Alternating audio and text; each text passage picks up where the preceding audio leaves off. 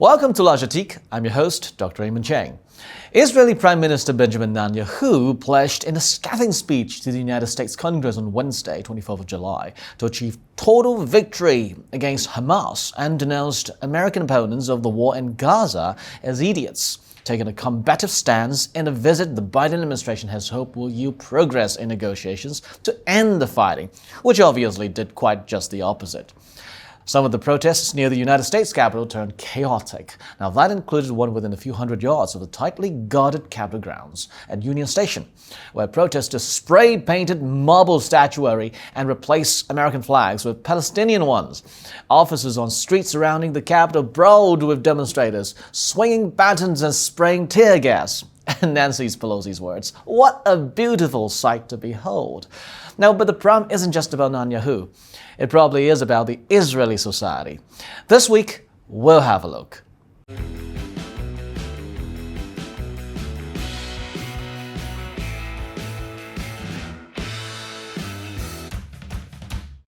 Netanyahu just this Wednesday addressed the United States Congress with a very high-profile speech and emphasized the long-standing and close ties between the United States and Israel. Speaking for nearly an hour with frequent applauses from the United States lawmakers, as well as stony silence from many leading Democrats, Netanyahu said the United States had shared interests in his country's fight against Hamas and other Iran-backed armed groups. Netanyahu said, "America and Israel must stand together, and when we stand together, something really simple happens. We win, they lose." Now, Netanyahu was wearing a yellow pin, if you remember, expressing solidarity with the Israeli hostage held by Hamas. But the Israeli leader soon pivoted to a darker tone as he derided those protesting the war on college campuses and elsewhere in the United States, gesturing to demonstrations happening on the streets outside the U.S. Capitol. He called protesters useful idiots for Israel's adversaries. Netanyahu, making his first trip abroad since the war started, made no direct mention of months of U.S.-led mediation for a ceasefire and hostage release, and of course, not to mention those from China, right? His remarks do not appear to close the door on a deal, but show no sign he was eager for one. But the speech also put in sharp relief the divisions in American society stirred by the war, with dozens of Democratic lawmakers boycotting the address and thousands of protesters outside the United States Capitol condemning the war and the humanitarian crisis it created. If you look at what people on X are talking about, one said they're calling for Netanyahu's arrest, accusing the imperial Zionist leadership of being responsible for the deaths of thousands. Another said Netanyahu lied to the Congress, and they applaud. And there was this one as well. Netanyahu wanted to destroy Iraq, Libya, and Iran from 1982, and America was used to achieve 2 out of 3. And some others, like Congressman Jamal Bowman, were saying too that Netanyahu is a war criminal. It's a shame that he is addressing our Congress. Our tax dollars should not be spent on killing children. Others, like American musician Dave Matthews, protesting against Netanyahu's visit, said, "I'm ashamed that my tax dollars are going to the brutalizing of an entire people." Spanish politician Iona Belarra said, saying the U.S. Congress applauding a true terrorist, a child murderer like Netanyahu, gives me chills. That support is what allows him to do what he does. The U.S. is as responsible as he is for the genocide. Protesters have even dyed fountains around the Capitol in Washington, D.C., red, the color of blood, due to the Benjamin Netanyahu's visit. Now, but the problem isn't just about Netanyahu. It's probably also about the Israeli society as well. You see, everyone seems to be blaming the Israeli Prime Minister as if he were the only one responsible. But do you know that from a survey released back in April, that's some 3 months ago, a large majority of Jewish Israeli citizens supported his destructive policies in Gaza and beyond? Now, put it this way. The focus on Netanyahu is a very convenient distraction from the fact that the war in Gaza is not Netanyahu's war. It's Israel's war. Now, and the problem isn't only Netanyahu, it's the Israeli electorate. Blaming Netanyahu, who refuses to leave Israeli political life despite being on trial for corruption and presiding over the country during the worst catastrophe in its history, has eclipsed the fact that when it comes to Israeli policies on Gaza in particular, and the Palestinians in general, many Israelis are broadly aligned with Netanyahu. Now, by a large margin, they support the current military campaign in Gaza and the government's goal of destroying Hamas, whatever the human toll for Palestinians in the Gaza Strip.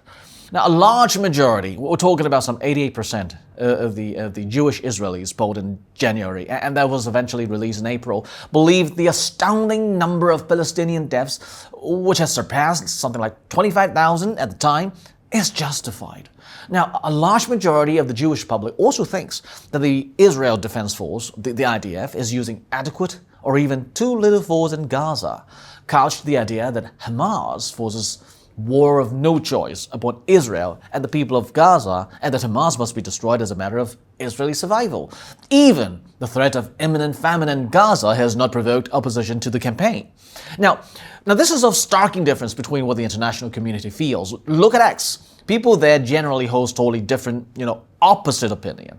And furthermore, in a February poll, which is also released in April by the Israel Democracy Institute, around 2/3 of Jewish respondents, that's about 63%, said they oppose the proposal for Israel to agree in principle to the establishment of an independent, demilitarized Palestinian state.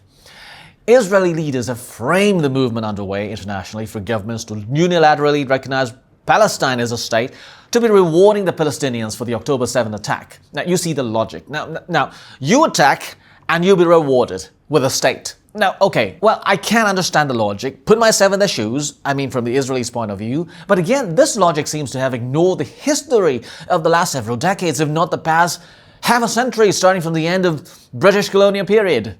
Now, indeed, I believe that if you are living among Israelis in Israel, you probably don't need a poll to discover that support for a two-state solution, much less for Palestinian basic rights of freedom and self-determination, has been steadily declining among Jewish Israelis in recent years. And today is probably the lowest it has ever been. You can just look at the positions of the Israeli Jewish political parties. Almost none of them endorse a two-state solution, and the ones in power actively rejected it, working fastidiously to thwart it from ever happening. The thousands of Israelis who are once again turning out to march in the streets are not protesting the war, if you check. Except for a tiny handful of Israelis, Jews, and Palestinians, they're not calling for a ceasefire or an end to the war or for peace. They're not protesting Israel's killing of unprecedented number of Palestinians in Gaza or its restrictions on humanitarian aid that have led to mass starvation. Now, some right-wing Israelis even go further by actively blocking aid from entering the Strip. They're certainly not invoking the need to end military occupation, which is now in its 57th year. They're primarily protesting Netanyahu's refusal to step down and what they see as his reluctance to seal a hostage deal. So, can you see what is missing here? History education. People needed to know history. You see, you won't be able to judge clearly, judge correctly, if you don't see the entire history of the whole thing. Even Kamala Harris, the latest Democratic presidential candidate, is telling Netanyahu it is time to end the war in Gaza and bring the hostages back home. At a recent protest in Jerusalem, those "we are not our government" signs were front and center, echoing the distinction Democrats are making between the Netanyahu government and its people. But that distinction is very different, if not merely misleading. Now, putting all the blame on the Israeli Prime Minister somehow misses the point. It disregards the fact that Israelis have long advanced, enabled, or come to terms with their country's system of military occupation and dehumanization of Palestinians. That's true of other members of the war cabinet who are often depicted as counterweights or alternatives to the Prime Minister. It wasn't Netanyahu, but his defense minister, Yoav Gallant, who called for a total siege of Gaza after October 7, 2023. No electricity, no fuel, no food, everything will be closed. It wasn't really Netanyahu, but the supposedly centrist president, Isaac Herzog, who implied that every resident of Gaza is a legitimate target when he said at the outset of the war that there's an entire nation out there that is responsible. Now, this rhetoric about civilians not aware, not involved, it's absolutely not true. Now, and actually he later said his words were taken out of context. Incendiary and genocidal language by various Israeli politicians and figures was well documented in South Africa's case at the International Court of Justice just late last year.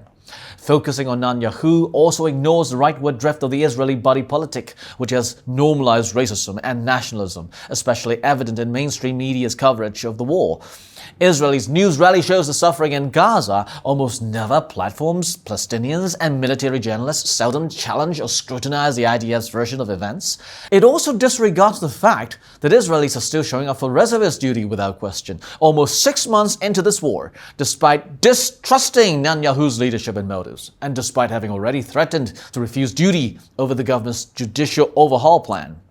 Now, I'm not here to make a case for Netanyahu, and I personally don't like him either. What I'm trying to say here is that we should all take note of what the Israeli people are thinking, so that we really can understand why the war, the genocide, has lasted for this long. So, until then, ciao. Before you leave, please be sure to like, subscribe, hit that notification bell, and share this with your friends. See you in the next episode.